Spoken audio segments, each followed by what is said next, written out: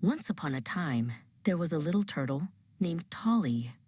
Tolly loved the rain because it made the world smell like fresh grass and wet stones. He spent his morning walking slowly through the meadow near the great blue pond. Tolly saw something bright and beautiful near the water's edge.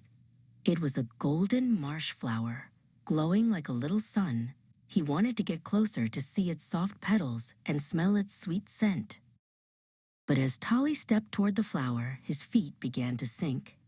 The ground wasn't solid grass anymore.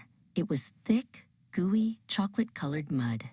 Slurp! Tolly was stuck deep in the muck. Tolly tried to wiggle his front legs, but the mud held them tight. He tried to push with his back legs, but they only sank deeper. He felt very small and a little bit scared. "Help!" he squeaked softly. High up on the hill, a gentle deer named Dalla was nibbling on some clover. She heard the tiny sound coming from the pond. Her large ears twitched, and she turned her head to listen. Dalla trotted down the hill and found Tolly in his sticky trap.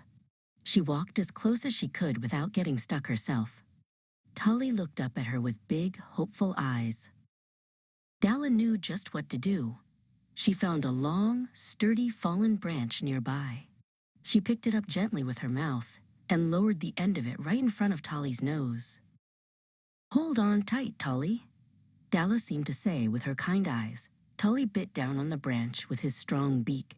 Dalla pulled back slowly and steadily, using all her strength to tug him out. With a loud pop, Tolly came free. He landed safely on the soft, dry grass. He was covered in mud from his head to his tail, but he was very, very happy. He looked up at his big friend and smiled. "Thank you, I will never forget this," Tolly said. Dalla nuzzled him softly.